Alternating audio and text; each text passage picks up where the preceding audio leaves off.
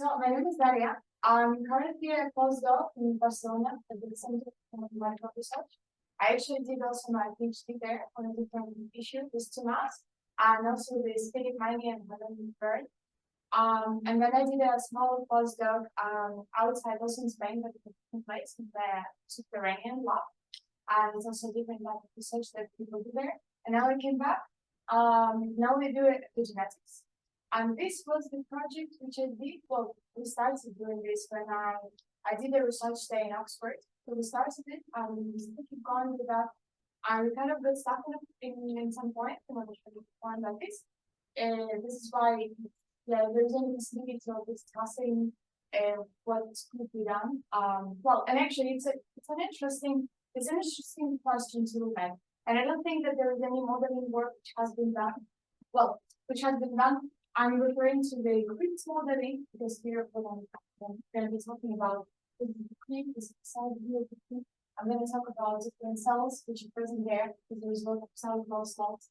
And this is just the same thing that we'll look from the bottom. You can already see that I'm going to be talking about two different cell types instead of there's some problem going on here.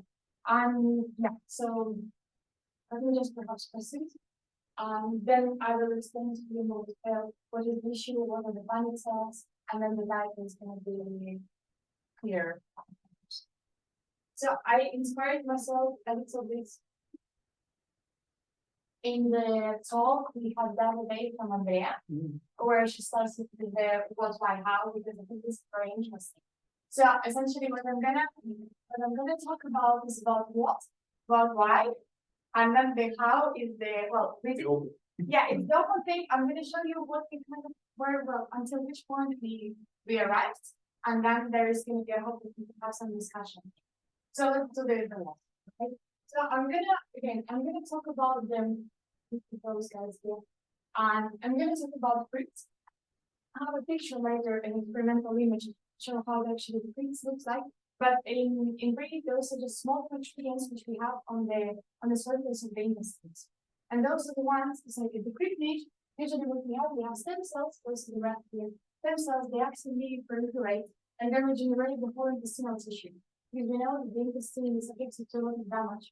So essentially the whole intestine has to get removed on the time scale of, 3 to 5 days. So there is a lot of turnover happening there, and there is a lot of movement, and the homeostasis of all of it depends essentially on the accurate proliferation of stem cells. Otherwise, the whole thing just goes out of control, and then this can lead to polyp formation. And then we all know about, for example, colorectal cancer, which is exactly the consequence of firstly the polyp formation and you get the cancer. So here, what we have in the crypts, or the essential things which we want to model, are the patterning of those cells. So the crypt niche, there are two types of cells which are being present. So the bulky cells, which are more like roundish, they really have a big shape. I will show you later in this experimental image. Those are just these big guys here. And then they give support to those stem cells. Well, support in terms of signaling. So the optimal signaling which has to happen in cell for it to proliferate. So those ones, these small ones, which are either close to those the stem cells, sometimes they're called crypt-based columnar cells because they have this columnar shape. And this is the one. Yes, so why we model these two things which are put there is because, firstly, yes, we want to model the cell signaling which goes on there because this is going to be what is going to control the stem cell division. And on the side, this is what is going to drive the homeostasis in the crypt shape and possibly the formation of polyps, because in the polyps, it's exactly the cell division which goes out of control. So you have a lot of cell division, and the crypt expands to become a polyp. And also, the mutations also go here. So the mutations essentially, they interfere with the cell signaling, or they change something in the cell signaling. And then this is going to affect the cell division, and then again, it's in the story that I was talking about. And the patterning is kind of the same. It's also related because firstly, the patterning is related to cell signaling because the cells they maintain the crosstalk, and the crosstalk depends on the contact area which you have. Okay, so it's not this pattern is kind of also inside of there. And another thing is that the pattern of how those cells are positioned in the crypt is going to be related to the fixation of mutation. So if a cell, which is a stem cell, let's say here in the middle, it gets a mutation, and mutation can get fixated or not.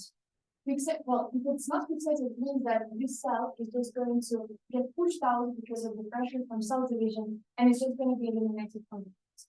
Because the cell kind of divide through with them, and then they travel off, and eventually they just hold it off at the group. Okay? So in this case, the mutation is not fixated, and there is no problem. There is no problem, there is no constant. But then if it is fixated, then of course, then you can have some this clone, which is mutated, is going to respond. Eventually, the whole crypt is going to become monoclonal, the whole mutant thing, and then again, the thing is going to go out of control. Yeah, and again, the pattern of those, like the physical position of different cells, is going to influence how this is happening, and this is why we want to model both of those things at the same time. Well, we want to have those things included. And then again, why? So there is a big motivation to the whole thing, which goes a little bit beyond just modeling the signaling and the story. There is a bit of hypothesis. I'm going to explain it. Which is called the just right theory to explain the mutations we get, which can occur, which give rise to cancer and to polyps. I'll explain this thing what this just right thing means. And let's say because this is the first time I'm actually explaining that. So this is a hypothesis, experimental, and there is no way to test it yet. Well, I will explain why. But yeah, so the thing says that the intestine is very long, and it can vary from, well, let's say that this is my line. If I stretch out the intestine, this is not going to be very nice, but if I stretch it out, here is going to be the small intestine, and here is going to be the large intestine. And what the theory says is they assume that there would be a gradient along the intestine of an external stimulus, which is actually the cell signal. So this stimulus is the wind. I don't know if someone has been working on the wind signaling. So essentially, this thing is just being present in the crypt niche, in the surrounding mesoderm tissue, and it's going to control the sputtering and cell signal. Okay, so the hypothesis they have is that there's some kind of gradient pattern there, and then if the wind signaling is too strong, so this is the normal situation, okay? In a normal healthy organism. So then if for whatever reason the wind signaling gets too strong, the crypt just it just dies out, it shrinks and it just disappears. And again, no problem, because you have other crypts and they still function.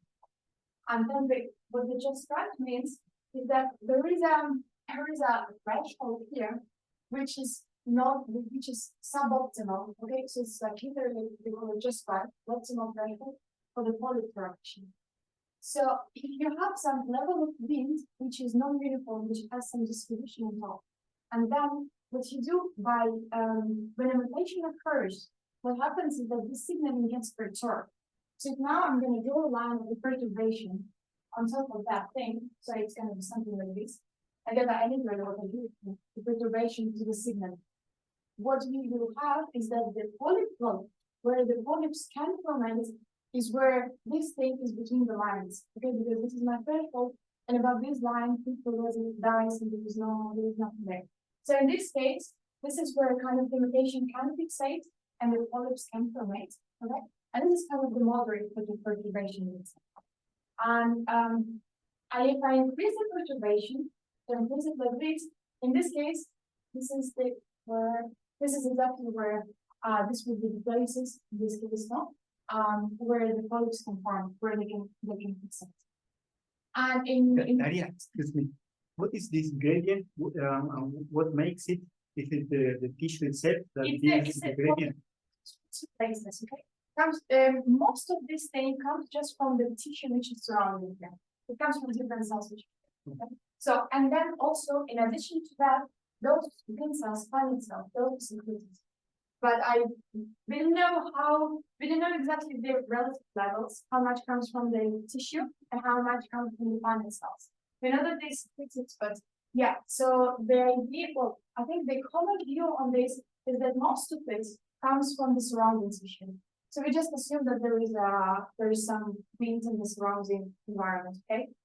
And then So whatever this level of the perturbation is kind of the severeness of the mutation that you can get. So it is caused by the truncation of a certain protein. I will explain later. So the worse the mutation gets, it's kind of the higher is the perturbation you have. And I will not go more into details on this, but the point how they came up with this is that so for example in humans it is known that it is very common to have mutations in polyps more in the large intestine. That's why we know about the colorectal cancer. And in the small intestines, it's not so common. And here, if there is some mutation occurs in something, it says we know that this mutation is not so severe as this one. We know that here you really have to get like a huge perturbation to get this going. And then in different species in mice, because we do experiments in mice, this gradient is different. So they have it all over reversed. I don't know it here, but essentially the gradient they have is that the formation of the polyps is going to be always happening in the small intestine. So it's very easy to trigger the initiation of the fermentation and fixation in asphyxiation in small intestine, and it will almost never happen in the large intestine in mice. Okay, so they have these two models of the human and mice, and this is how they explain why in humans they can find most likely they will find something here, and in mice they will most likely find something here. And the part of the experiments here is very complicated because, for example, if you do experiments in vitro, you cannot reproduce this. You cannot reproduce this thing because this is literally in vivo. You can give it some big concentration, of course, right? But we don't know this gradient. We don't know those values. This is something they just assume because this explains the theory, okay? So we don't know how much of it to give, and well, we don't know. So in vitro things, in vitro way of testing this theory is well, it's pretty much impossible. But to go in vivo, in mice, it's very difficult to visualize what is happening. And in human, for example, in human, we cannot do this. Because the only type of experiments which can be done are to analyze the biopsies. So something, well, we just make a biopsy, they can analyze what's happening there. So they can analyze something when it's already happens. Like when the polyp was already there, so the biopsy is taken and then we can follow. And this is why we want to start with. So eventually, if we manage to get this plot, not to have the patterning and have the cell signaling because the mutations are just there, and we can have this going, you know, we can perhaps try to explain if this is actually can explain if this theory can explain the results which they observe. So this is the very big motivation. This is what we started. And yes, as I told you, this is already out of the same. And the how thing is a work in progress. Okay. So this is a very long and very extensive summary. It says most of it, but I will show you beautiful images now. Well, not a little bit modeling, but this is too much. Do you have any questions about it? Because this is very complicated. And again, I'm explaining this the first time. What are the gray ones or the light blue ones? Good question. So here, those are already differentiated cells. They're just not divided. But they are stem cells. No, they're not differentiated. I have a. So they originate from the stem cells. Yes. So there's a gradient here. Okay, the gradient of which I will show you later. Just in a second. And then the cells, when we divide, they push to go up. Okay. And they're they different and they differentiate, so they do not divide later. So they are progeny of stem cells, but then they stop being stem cells. Well, there is some area where they still divide, okay? We're trying to define an area, okay. But essentially later when they go higher up the crypt, they stop dividing. Okay. I have an image to show you. It's just like the next one. Yeah, it's essentially the next one.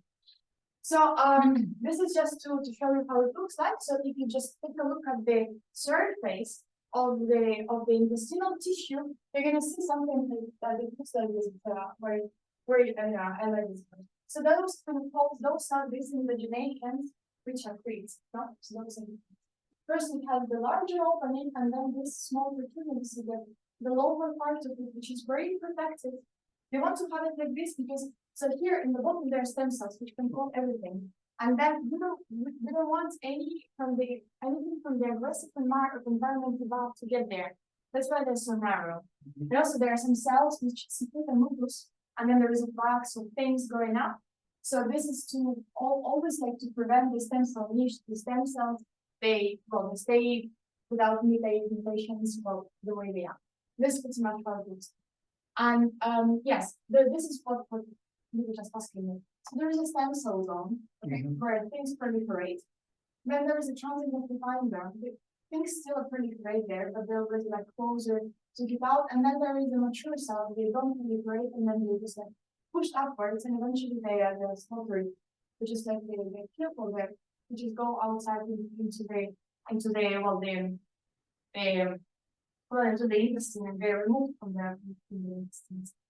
And then if you zoom in on the stem cell niche, this is essentially what we are going to get. I have more here. So in the upper part, this is what you're asking me. There are two phenotypes, okay? The absorptive cells and the secretory cells. In this case, you cannot see very good the images, but this one. So here, this is what they're getting. So the yellow cell, the yellow colored cell, is the secretory phenotype. And this secretory phenotype is surrounded by the absorptive cells.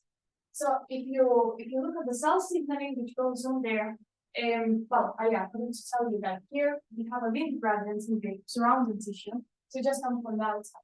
It's very high in the bottom, and then it's low in the top. And this is exactly what drives the differentiation of the cells. That's why the cells in the fish where the lymph is high, they divide. And then as they go higher, they lose this ability to divide because there already becomes differentiation. So the division is triggered by the exactly. I'll show more about the cell signaling, but yes, it's exactly this. So the cell signaling goes in a way that for high winds, cells they can proliferate, and then when the wind is low, they differentiate cannot proliferate. Exactly. So and then in the higher parts of the crypt, which is not the niche part, which is the upper part, so the wind is low for both, okay? And then the absorptive cells, they have high notch, and the secretory, this is low notch. And well, this is kind of the standard thing. I don't know if any of you has been working on the delta notch signaling. There are many words, and delta notch is pretty much everywhere in many cells. But this is kind of a typical thing that the low notch cell is surrounded by the high notch cells. This is just a comment, but you can perhaps this video, otherwise I can give you more details of this. So if you see here on the image, it's exactly the case. Here there is a low notch cell which is surrounded by the high notch cells. And so now you can look at the crypt niche where the lymph is high to does something to change this. So we have stem cells and Paneth cells. So the lymph is high most because this is controlled by the external tissue. But then here the notch pattern, the notch would be high in stem cells because they want to proliferate. So notch has to be high for the cell division, and the Paneth cells are low. And the difference is that here the physical positioning of cells is reversed. So if you look here, before we had a low notch cell surrounded by the high notch, and then it's complicated. And now we have a high notch which is surrounded by the low notch. I'll show you more in it. So just like I think it's going to become clearer later. But this is pretty much what we're doing. And the type of signaling which is going on again is the lateral inhibition part, which comes from the delta notch. Delta notch is essentially delta notch is the mechanism for lateral inhibition. So a cell acquires a phenotype, and it prevents the neighbors to acquire the same phenotype. This is how the whole thing is working. So, for example, a cell here, or let's say a cell becomes a Paneth cell, and then it prevents the neighbors to also to be a Paneth cell, so that this becomes a Paneth cell. And the Paneth cells, they have to be there in the crypt niche because they provide the support. Well, first, as I said, they are additional sources of wind, and stem cells, they need wind because it promotes cell division. And there are some other things going on why they need it, but essentially if the Paneth cell disappears, it was shown that the stem cells, they need to find another one. Otherwise, the thing is not. The Paneth cells do not divide themselves. No, they do not divide. So the cells with the low notch is essentially the division cannot happen. Yeah, so the Paneth cells do not divide. And those are the images. of the real things, just to show how this thing looks for real. So you can see those like on top, you can see that the whole crypt with the village part. So in here, let me just go. So in here, this wider part, this is kind of this village thing which is on top. And then here, like you cannot almost see this, but there's some originations here, which are those are the crypts. You can see that this is kind of this is here you can this is the I think here you can see better because here this is round. They just like those are small protrusions which are put next to each other. So they really increase the surface of the intestinal tissue. So there's a lot of absorption, there's a lot of things going on, but it's essentially to improve the surface of the tissue and to protect the stem cells. So what they did here, they visualized the gradient of wind, which is the outside, and this is in green. You can clearly see that the wind signaling, this is the function. You can clearly see that it's very high in the pH, and that it's essentially like there is nothing there. This was one of the things to visualize. I think that was not. There was also another hypothesis, but now it's kind of resolved. Let's say. And the second thing is that they also did some imaging of how the cell patterning looks like in the crypt in the bottom. And those are the same images, just in different colors. And what you can see here is the green again is the green color. And those are the stars, those are planets.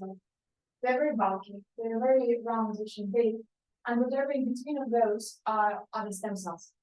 So you can they mentioned why I'm showing you this is to convince you that stem cells are surrounded by planet cells, which is it's not a trivial thing if you think about it, especially coming from the modern development. So this is the stem cell. Again, this is also the stem cell. You can see that it's surrounded by planet cells. So Daria, what happens when one of the stem cells divide? Exactly, good question. This is the whole problem. We're gonna. This is the whole issue. Just one of the images. So those beautiful ones with the granules inside, those are huge, and those are planets.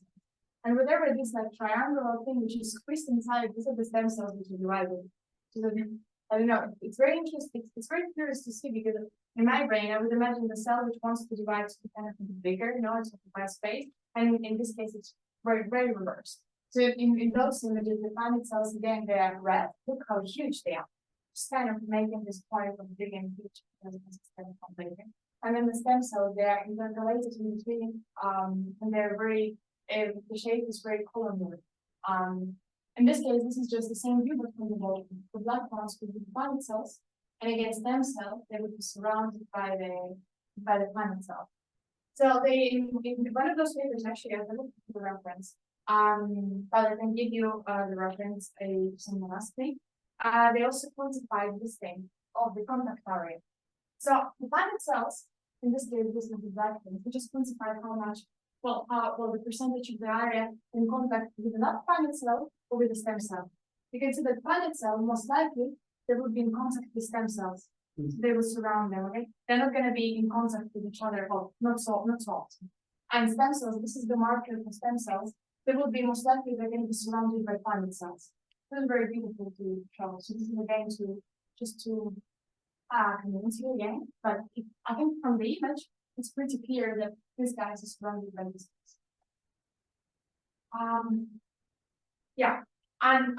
Whenever, so I didn't tell you about this, but planet cells, they only exist in small intestine.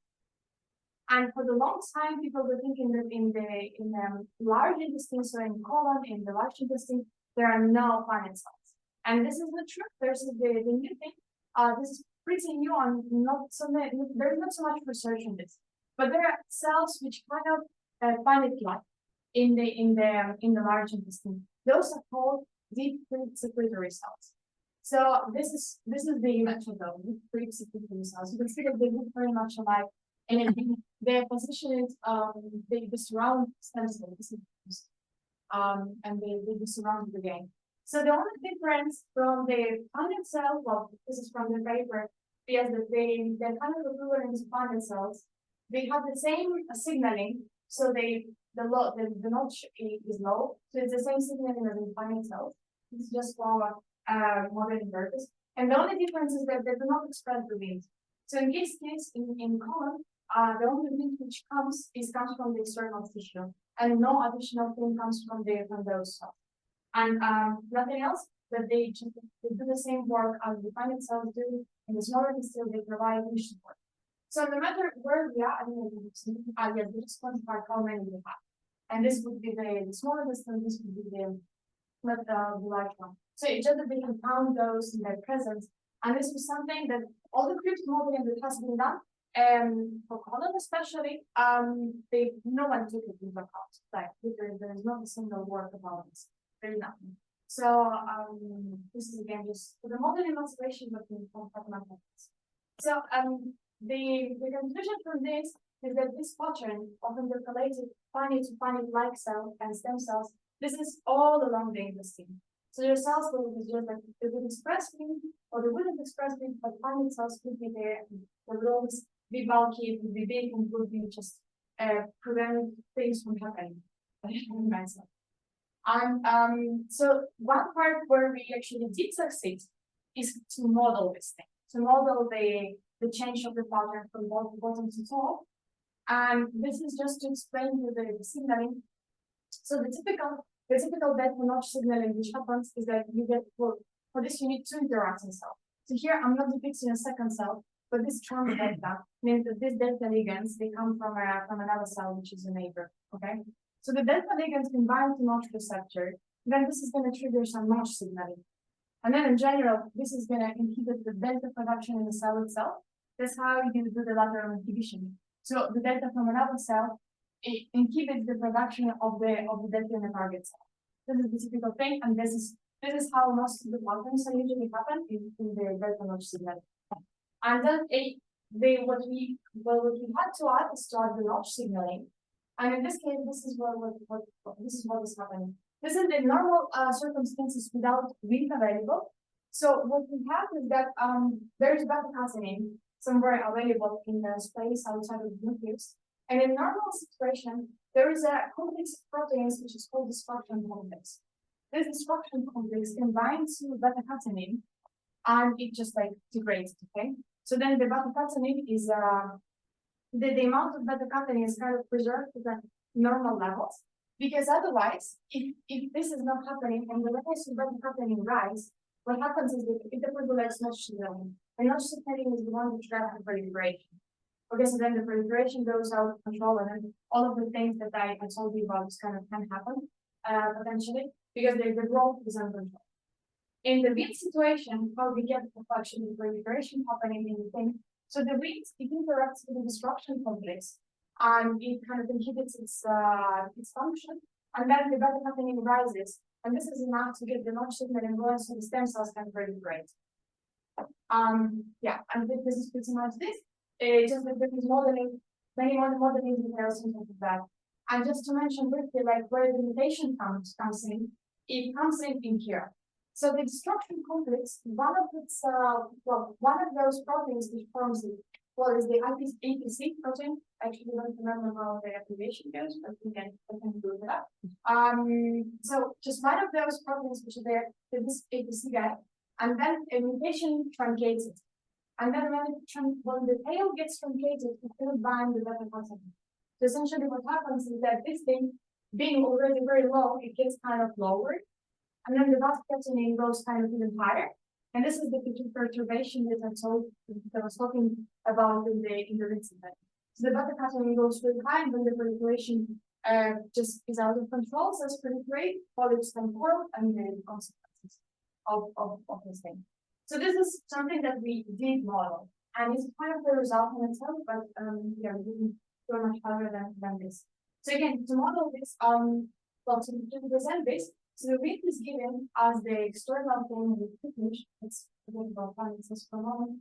And then what we want to have is that in the upper part, we want to have a cell which is a low notch. We don't have this cell with a low notch surrounded by the high notch cells. This is what I was talking to you about.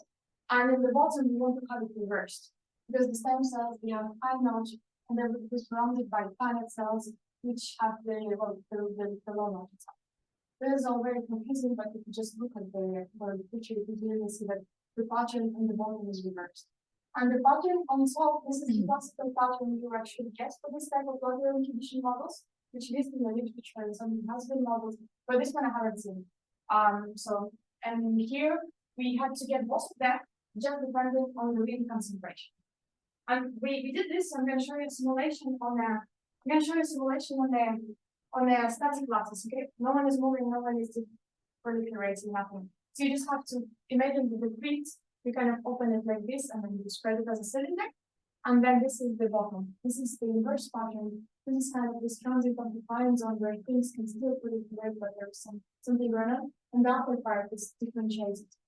So you can see that this is this pattern which we wanted to get, and this is the pattern where the stem cells they are surrounded by the Paneth cells. So this was the very interesting thing. What are the rules of the Say it again. What are the rules of the rules? The system, there is nothing, there is just cell signaling. The rest is static. So what we wanted to see is whether we actually, the cell signaling model, so each cell has the cell signaling machine going on.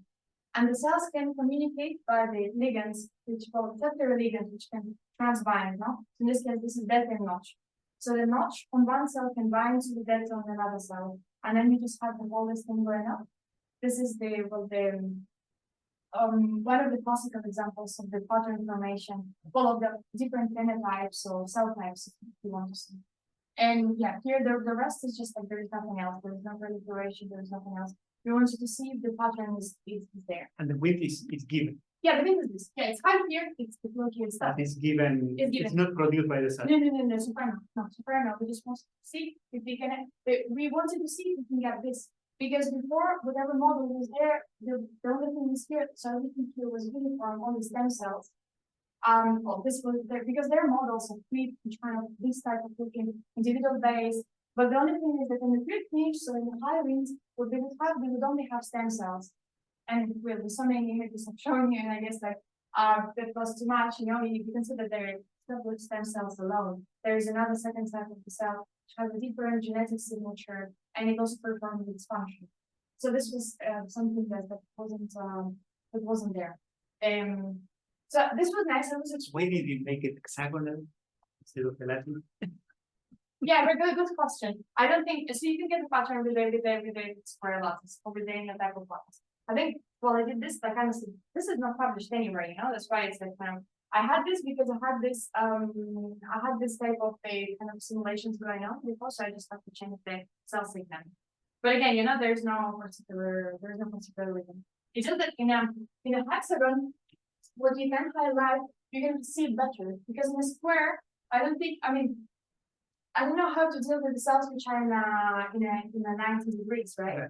What is the contact area is not there, and then it's not clear to see that the cell is surrounded by other cells. If you mean, I have the chart. There are charts over there. No. Exactly. So if you just if you consider a normal lattice, then you're gonna have here a stem cell here, and then it's gonna be more difficult to see because this cell has kind of a contact area 0 relative to this one. Yeah, right. So it's not gonna inhibit it, and it's gonna be just like more difficult to see this in the version of the pattern. And yeah, we worked with hexagons before. It's kind of bending, but yeah, again, this is not something. So yeah, but this we kind of did the simulations. I think. Yeah, I'm going to show you simulations which I was very happy and which I thought they were wrong, but they're just look beautiful, okay? They look beautiful. I have the cell signaling happening here. I just show the cell type, and I'm going to have stem cells surrounded by Paneth cells, and there is some wind going on, which is coming from external space, and it also comes from the Paneth cells. So there are things going on, and we could potentially run simulations with mutant cells, or let's say with a mutant appearing. And to see if there is a mutation fixation, there is no mutation fixation. So with this type of simulation, the way how happy I was here, cells actually divide. But here there is proliferation. Yeah, of course, there's division. So 10 cells divide, exactly. And then since the cell signaling goes on top of it, so there is the whole thing is called this time code, there is a coupling with it. So the proliferation is together with the cell signaling at the same time, no? That's why sometimes you get those blue cells, because the cells just divide it doesn't have enough of the levels of certain proteins in order to define the cell type. That's why sometimes they go low. But so this was very beautiful. We use this reference model cell of we can implement even a symmetric cell division or whatever any other fancy thing which can go on top. So we came to the experiment that is to show, and then there was a very big thing that they did. So, but why plant cells are moving? And this was the thing, because this is not something which is exactly very well discussed, and there is not much evidence for this. But they're all believe that planet cells, they do not move. So they're being very bulky. By the way, in the simulations, by the way, the cell area is kind of the same, and in reality it should be different, right? It's because planet cells have shown that they're much bigger, you know, so the target area of planet cells should be bigger than the stem cells. But this we also have later. Now, so this is something you can do. But the problem is that they mentioned the stems that the planet cells, so they become planet cells, and then they migrate to the crypt niche, term, okay? And then they kind of adhere to the substrate, or something happens, but then they stay in the niche for a very long time. So if I told you that the whole renewal of the intestine happens on the time scale of 3 to 5 days, so the planet cells can stay in the niche for, let's say, a month or two. This is according to the experiment that told us about. So the whole design was just wrong. And then we started doing this. So this was the whole issue. So they beat this around stem cells, and then stem cells are supposed to proliferate a lot, not because the intestine gets regenerated in a way, it's like very fastly. And then the planet cells are there, not too well, not doing anything. So we did a couple of simulations, and I'm going to show you for the first one. So just by changing the external links, you can get a pattern like this. In this case, the color is changed from sort of so the planet cells are kind of this guy. Now they're not moving, you know, because I put them kind of like I put the parts to attach them to the substrate, and then you can see so those two the stem cells they divide, and then they can exit those. I need to just to control it. You know, everything is good and there is no numerical error. Okay, but the stem cells, they can divide and they can leave the niche. But the pattern we saw in the experimental images is not this. You don't have a planet cell surrounded by stem cells. There is a numerical error to value images. So in this case, the stem cells they can leave the niche because because we choose the pattern like this. But the pattern in the real crypt is actually reversed. Yeah, but if the stem cells are the ones dividing, this is the part that we expect. But this is not the one that I was showing. Yeah. Right? I understand. This is the That's your control. Yeah. Yeah, so if we change this, now I'm gonna change the next No, but one more thing. So the planets also are the progeny of the stem cells. Some of the stem cells turn into planets. So the theory. This is what I saw in the simulation. I don't know if it's right. There's no clear understanding of this because we asked many times. So what they believe is that if you have this is my crypt, okay? This is kind of my appreciation. This is become the triangle. So just a bit above, but still enough for the cells to divide, okay? So the stem cells they live kind of here, okay, there is a big planet cell. So that they believe that there is a lot of division going on here. Still, you know, so those are not stem cells, but they're still divide. So they believe that division happens here. The cell becomes planet cells or planet-like or about to be planet. So it becomes very big, and then it migrates down by magic, pretty much, because there is but there is no experimental in it. Like there's literally not. So the way we were assuming in this model is that because we needed to give it some pattern, right? And we were assuming that everything originates from the same thing. So because I had to give it some uniform, let's say, perturbatory levels of some proteins, no? And then let the pattern to become stem planet. I couldn't know, but so in those simulations they will just so there would be kind of some cells which let's say just there, no, and I wanted to have the planet cells going. And I don't know, I don't have a question where it come from. I don't think anyone does. So yeah, this is something that they believe in, that they go down, they kind of arrive here, and then the same here. And then very much and then they stay here. But since we run those simulations in the time scale of days, let's say, and planet cells stay there for months or two, we can just assume that they're there. Yes, we don't have to do this migration. So I kind of, since I'm modeling on this part, last, open, from the bottom. Essentially, I don't care about this.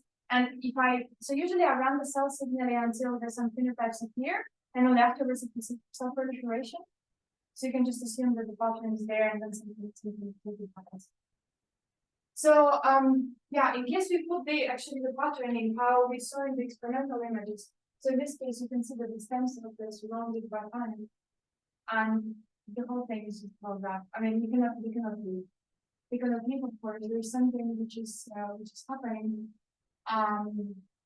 Well, essentially, the idea the hypothesis for this, how they can live the niche, is that there's some amount of plane motion. Yeah, and this brings about problems with this because this is I'm gonna explain this. But yes, essentially, all the simulations are gonna look bad because obviously you cannot expect anything better. Here we just surround a stem cell proliferating to something which is not moving and very big, and nothing can happen. But this out of place movement, can you sense sort of survive if they lose contact of the? They crawl about, supposedly. So if this is again the feet, they kind of survive because this is my stem cell. It's gonna move here, it's gonna move the nucleus here. So here it's gonna kind of divide and like a second daughter, and the second daughter can kind of, roll on top. So this is the finger part, no? So it can kind of roll on top and like this. Yeah, they kind of making, intercalate, not in the space nearby, yes. But in the space here. Okay, this was the point. So we tried this. Another thing we tried here, I didn't put the cell signaling, but we tried, this didn't work. We tried different options, but the whole point is that no matter, so this is the open part of the problem is this. How to actually add this. Because in all different modeling things, I tried this. Okay, this is the Recerca model. Okay. Then also we tried the cellular plots. I don't like cellular plots particularly, but we can do this. And also from Thomas Killing, he proposed the continuous approach. But then in the continuous approach, you don't have the contact array, you don't have the cell signaling going. So it was not that much optimal. I can show you the cellular plots models for Paneth. You can just see that there, it's a bit easier. There are different things going on. I didn't put the cell signaling on top of this. I just fixate the pattern, but this was just to see how things can move on top of this. So the open part is that you can clearly see that for the pattern given, of stem cells being surrounded by obstacles, they cannot just leave within the plane. And then we have to try to do it something like this. And then the project got stuck because I cannot find the proper modeling framework. Because we tried a couple of them, we tried different things. I couldn't find a modeling framework which would allow me to do this and still have the cell signaling going on, because this is where the limitations are and this is where the things are which we want to investigate eventually to get to this just right theory. There's the whole big story going on. But but since we don't have the, and then for example, in this case, we find a different thing, well, it's gonna look very bad. This is just a cross section. But the problem with this is that in reality, this is, I'm gonna put them in a tube, which is very nice, but this is fake. This is fake, and things are not working the same way no matter how much I play with this. Because this thing is not that there is a barrier. There are mechanical forces which keep the thing in the shape of a crypt. And in cellular pods, these mechanical forces, they added slightly, I believe that they added in an artificial way.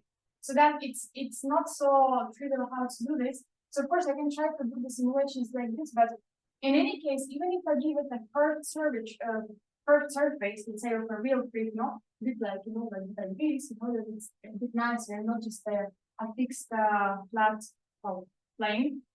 This is kind of not solving the issue.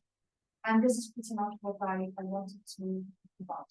So if anyone is interested, wants to team up or have any idea of how to make this happen, because we have already the cell signaling modeling working.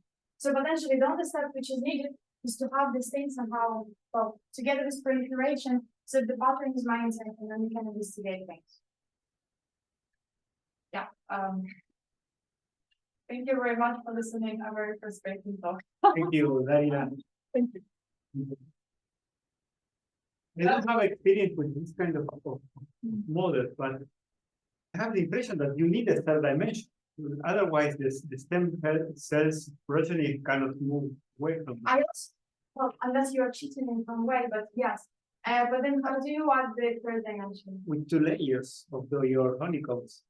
The layers of honeycombs, but then it must be three-dimensional vertex model which doesn't exist. Or yeah, it's essentially there is no clear implementation. Well, for example, I've seen three-dimensional monolayer of cells. It's very computationally intensive, but it exists. So the cells in the vertex model. So instead of just having a hexagon, like this, no, this is the digital. You add a third dimension to it, and you kind of make them like this, right? Now I'm gonna do very bad drawing. Because there's no more. Oh, I don't know, this method like this, you kind of add, but this is a monolayer still. Yes. There is no such a thing of, one thing with the other thing. Yeah, that's why I said I don't have a keys.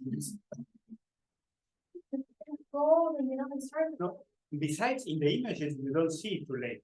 You only see one. No, it's a monolayer. It's essentially a monolayer. So the only thing that can happen is that this kind of happens fast, so it's essentially it's put my stem cell. You divide it in one cell and then the second cell, and that immediately happens with this. And it's not all the time. There are still divisions which happen within the plane, and it's always a monolayer. It's a monolayer. It can be perturbed by something, by the migration, because the thing is very alive and dynamic, but it's there. So what is the software that you're using for that, the vertex space model? And also, have you tried just the vertex space model, like of this type of structure where you're looking at it from the perspective of packaging cells, like just that slice that you showed? I haven't tried it. This is a good thing. This is a good question. But you could at least, yeah. Have them So you mean like literally the whole kind of like the vertex space equivalent of that. No, I didn't think about that. This would be a good thing. I don't know how much the vertex model can accommodate this, because the problem with vertex model also is that it's difficult to model things which are not convex. Because usually things go very complicated. The vertex model is created for epithelial sheets. In the epithelial sheets, you have very nice pattern of hexagons, which is kind of nice and convex, in general. So in this case, if you're gonna take a cross section, you remember the images. In the images, I think it's the image because I like the images a lot. So, but this was the thing. You see that the stem cell is very much non-convex. So eventually, if you want to have something like this, you can cheat it as well. Right? You can cheat it to make it more rectangular, right? But it's difficult to make the vertex model do this calling and interpolation in a different place or something like this. Although I think it is there we can do the mechanical forces. I think it still works good in shop, but we didn't think about that. Yeah, we were kind of always thinking about the bottom view and then the staying of the side view, and we can do silver plot where you can do something.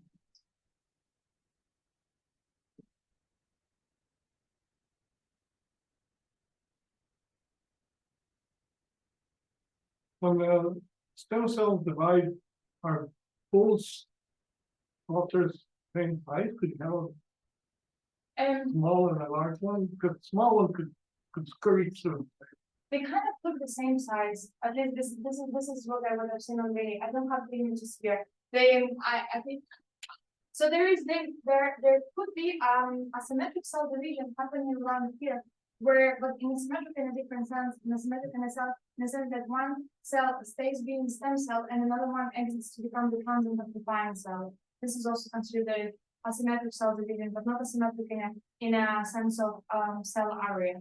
So I don't think that there is any evidence for it to be like a different size when it divides. And it still has a nucleus. Now it's how much you can screw the thing. I mean, over the risk. The nucleus is the lighter part. I think so. Very big. Well, here, this is granules. No, the stems. The stems. I think here, this goes to the nucleus. You see here, the nucleus is black. Because if you want to do this, they move the nucleus here. Just put the nucleus here, then one goes here, one goes here. I don't know, maybe that's just by chance, but I think this is the hypothesis. Well, not hypothesis, this actually has been shown with this distance. No, it's not like that, because that's how cells divide in a field. They also do this. The nucleus always Goes up and then, And then- but does it intercalate in another place? You just insert it in the same place. No, that's probably, so they just divide them and they stay over. Yeah. But the thing of this. It moves in the focus. Yeah. I think I have one thing to show you because this is something that was observed. In the vertex model, you cannot intercalate a new cell away from the region. No, because the vertex cells, you literally take a hexagon and you cut a line, and this is line defines your, and this, so you take this is your, in the vertex model, this is your cell, okay? And what you do, you define a division plane, which can be anything, from the you cut it, and then this is your new cell. Exactly, and those are your new cells. So you cannot move the stuff, no? Yeah. So the vertex model in this case is actually, I was very happy about working with vertex models, but I think it's very much interesting for this type of modeling. But and I don't know any other modeling framework which could accommodate for the things that we So what uncalls the Paneth cell? Yeah. So if there's a division bottom up division like this, Yeah. could it be that the cell at the bottom stays uncalled and the cell at the top remain free of move? They cannot, I will show you this because, I don't think they can separate from the neighbors all the way. This was the image from one of them. It doesn't want to show. I think I have to show you the. It's here. This is how they explain it. This is an illustration, okay? So, you have to start with the green cell up. There's a stick there. Oh, really? Oh my God, it's the one. Okay, so this is the one. This is the one. It's normal. It moves the nucleus up. Then the thing divides. It splits the nucleus, and then one goes back here. It's inserted here, and the second one is inserted here. Right. And then, this is when it's intercalated in another place. And then when it happens here, it just like moves to the top. The thing divides, and then they're both inserted in the same position. And this is the thing. And I think they cannot get kind of free because they always, they tell you it's always this shape maintained. The crypt doesn't lose its shape. They cannot migrate here in open space and then just I think they always adhere to the rest of the cells. Yeah. And then it's also imagine what type of force would it be. I can imagine the cells being squeezed here, but then how strong it has to be able to insert itself in between of something which is already there. It has to be super strong and we are not kind of very, this chemo type, to get them to out of the squeeze in here. Yeah, there's so many questions about this work. Potentially, I do this.